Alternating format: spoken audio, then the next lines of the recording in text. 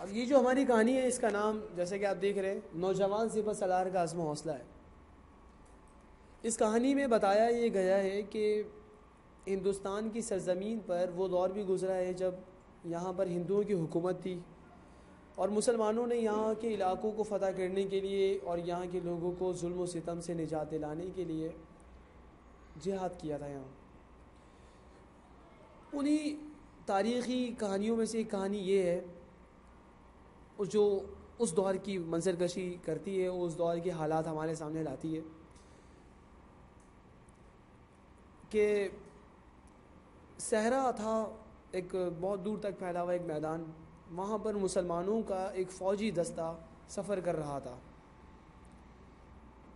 ان کے چہروں سے ایسا نہیں لگتا تھا کہ وہ ہندوستان سے ہی تعلق رکھتے ہیں۔ رائٹر نے یہ بات پھر ذکر کی ہے کہ وہ اصل میں ترکی مسلمان تھے جو وہاں پر جہاد کر رہے تھے، وہاں پر امن و امان قائم کرنے کے لیے، کیونکہ ہندوستان میں ظالم بادشاہ اور ظالم راجہ حکومت کرتے تھے اور سسٹم بالکل صحیح نہیں تھا۔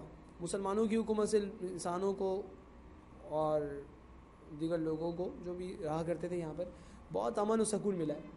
بتایا یہ جاتا ہے کہ ایک مسلمان فوجی دستہ صحرا میں سفر کر رہا ہوتا ہے، اچانک وہ رک جاتے ہیں اور ان کا جو سب سے آگے چلنے والا شخص ہوتا ہے جسے ہم سپہ سالار کہتے ہیں، کمانڈر، وہ آواز دیتا ہے ایک سپاہی کو، یحییٰ یحییٰ، یحییٰ باہر آتا ہے۔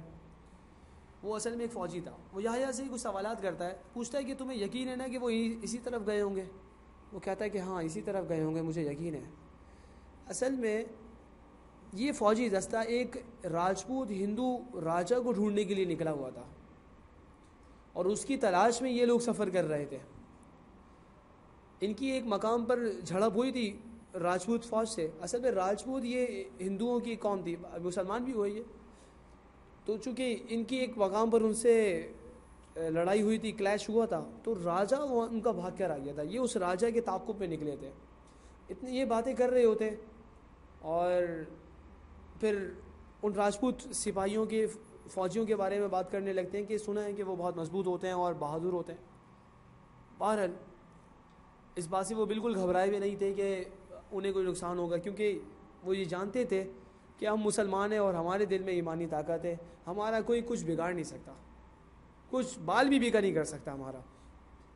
تو رائٹر نے لکھا ہے کہ وہ چند باتیں کرنے کے بعد جیسے ہی آگے بڑھے اور پورا دستہ آگے چل پڑا تو انہوں نے دور سے دیکھا کہ کوئی فوجی دستہ ان کی جانب آ رہا تھا۔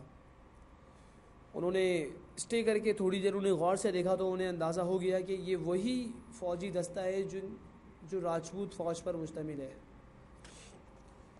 وہ اسٹے کر لیا، انہوں نے وہاں پر رک گئے اور جب تک وہ قریب آ رہے تھے وہ راجپوت نوجوان سپہ سالار نے اپنے سپاہیوں کو اپنی پرجوش تقریر سے موٹیویٹ کیا، ان کے حوصلے بلند کر دیے، بہت جوشیلی تقریر ان کے سامنے کی اور انہیں بتایا، کہا انہیں کہ تمہیں بالکل گھبرانے کی ضرورت نہیں، آج کفر ہمارے سامنے موجود ہے، اللہ تعالیٰ نے تمہیں ایک ایسی ایمانی طاقت و قوت عطا کی ہے کہ جس کے ذریعے تم پوری دنیا کو فتح کر سکتے ہو۔ اور جیسے ہی وہ فوجی دستہ قریب آتا ہے مسلمانوں کی اور ان کی لڑائی شروع ہو جاتی ہے۔ یہ لڑائی چلتی رہتی ہے یہاں تک کہ شام کا اندھیرا پھیلنے لگتا ہے اور شام کے اندھیرے کے پھیلنے تک لڑائی بھی تقریباً ختم ہو جاتی ہے۔ مسلمان بڑی بہادری سے لڑے تھے، اگرچہ وہ بھی بہت بہادری سے لڑے تھے، لیکن فتح اس میں مسلمانوں کو ہی ہوتی ہے۔ اور جس وقت یہ مختصر سی جنگ ختم ہوتی ہے تو میدان سپاہیوں کے خون سے لال ہو چکا ہوتا ہے۔ یہاں مسلمانوں کی اس چیپٹر میں مسلمانوں کی اس عظمت رفتہ کا ذکر کیا گیا ہے اور اس شان کا ذکر کیا گیا ہے جو ایمانی قوت کے سبب ان میں ہوا کرتی تھی۔ جب تک ہم اسلام پہ قائم تھے پوری دنیا ہمارے سامنے سر جھکاتی تھی، لیکن جب ہم نے اسلام کو چھوڑ دیا، ہم نے اللہ اور اس کے رسول علیہ الصلوۃ والسلام کی فرما برداری کو چھوڑ دیا تو سب نے ہمیں جھوٹے لگانا شروع کر دیے۔ ہم جب صراط مستقیم سے ہٹتے ہیں تو پھر دنیا کا ہم نشانہ بنتے ہیں۔ علامہ نے کہا نا کہ کافر کی پہچان کہ آفاق میں گم ہے، کافر کی پہچان کہ آفاق میں گم ہے، اور مومن کی یہ پہچان کہ گم اس میں ہے آفاق۔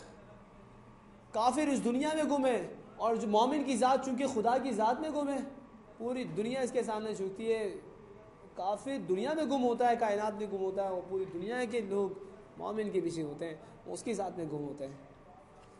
یہ مرتبہ مسلمانوں کو اسی وقت ملا جب تک وہ اللہ کے حکم پر عمل کرتے رہے، رسول علیہ الصلوۃ والسلام کی شریعت کے پابند رہے۔